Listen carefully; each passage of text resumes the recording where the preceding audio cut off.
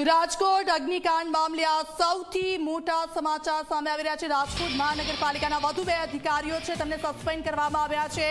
મનસુખ સાગઠિયા અને મુકેશ મકવાણા ફરજ પર મોકૂફ। મનસુખ સાગઠિયા ટીપીઓ તરીકે ફરજ બજાવતા હતા, મુકેશ મકવાણા એટીપી તરીકેની ફરજ બજાવતા હતા, જ્યારે ગૌતમ જોશી અને રોહિત વિગોરાને અગાઉ સરકારના આદેશથી સસ્પેન્ડ કરી દેવામાં આવ્યા હતા।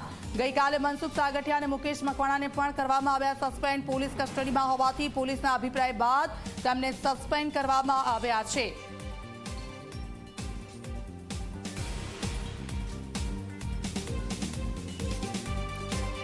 તો આપ જુઓ, રાજકોટ મહાનગરપાલિકાના વધુ 2 અધિકારીઓ થયા સસ્પેન્ડ। 2 અધિકારીઓને સસ્પેન્ડ કરવામાં આવ્યા। મનસુખ સાગઠિયા અને મુકેશ મકવાણા ફરજ મોકૂફ, બંનેને સસ્પેન્ડ કરવામાં આવ્યા છે।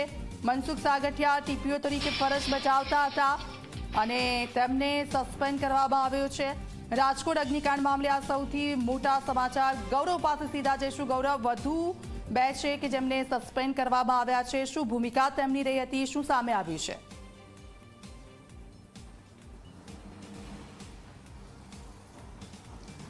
ચોક્કસ જ દીક્ષિતા, ટીઆરપી ગેમ ઝોનના અગ્નિકાંડની અંદર 27 જેટલી જિંદગીઓ આગની અંદર હોમાઈ ચૂકી અને ત્યાર પછી એક બાદ એક અધિકારીઓ સામે કડક કાયદી પગલાં છે તે લેવામાં આવ્યા હતા। 4 જેટલા અધિકારીઓને સસ્પેન્ડ છે તે કરવામાં આવ્યા હતા। ત્યાર પછી હવે રાજકોટ મહાનગરપાલિકાએ તત્કાલીન ટીપીઓ એમડી સાગઠિયા અને મુકેશ મકવાણા જે એટીપી છે કે તેમને પણ સસ્પેન્ડ કરવાના આદેશ છે તે આપી દેવામાં આવ્યા છે અને બંનેને સસ્પેન્ડ છે તે કરી દેવામાં આવ્યા છે।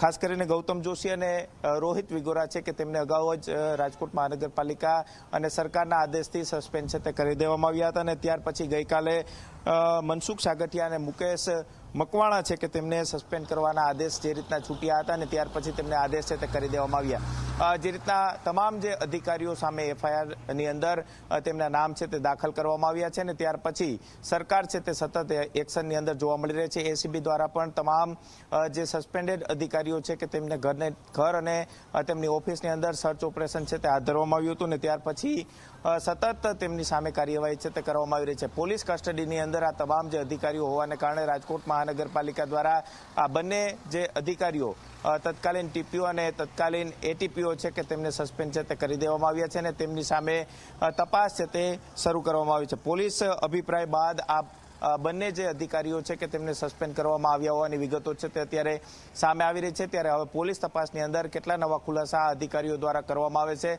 તે પણ જોવું સૌથી મહત્વનું રહેશે। જી દીક્ષિતા। બિલકુલ ગૌરવ, હજી પણ કેટલાક નામો છે તે સામે આવી શકે છે અને પોલીસ એ રીતની તપાસ કરી રહી છે।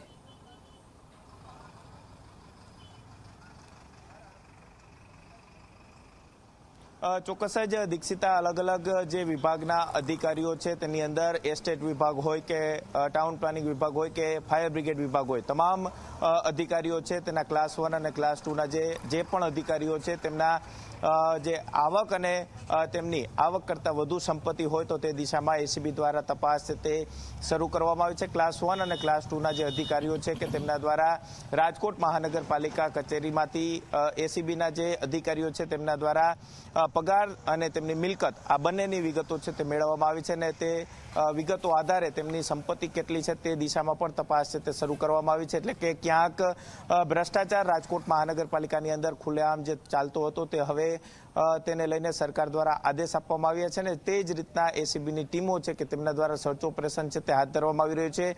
હજુ સુધી કેટલું તેમની જે ગેરકાયદેસર મિલકતો અથવા તો કાળા ધનમાંથી તેમને કેટલી મિલકતો બનાવી છે તે અંગે કોઈ સ્પષ્ટતા એસીબી દ્વારા કરવામાં નથી આવી, પરંતુ હજુ પણ કેટલાક અધિકારીઓ છે કે તેમની સામે કડક પગલાં લેવામાં આવે તેવી પૂરી શક્યતાઓ છે તે જોવા મળી રહી છે। ફાયર બ્રિગેડ વિભાગના ચીફ ફાયર ઓફિસર આઈવી ખેરની પણ પૂછપરછ કરવામાં આવી અને બીજે ઠેબાની પણ પૂછપરછ કરવામાં આવી।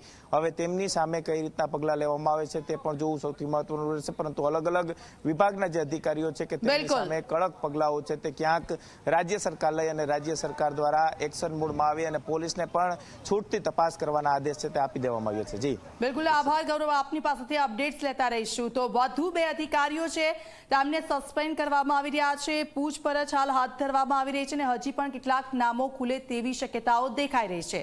આ સાથે બુલેટિનમાં હાલ બસ આટલું। આપ જોતા રહો ઝી 24 કલાક। નમસ્કાર।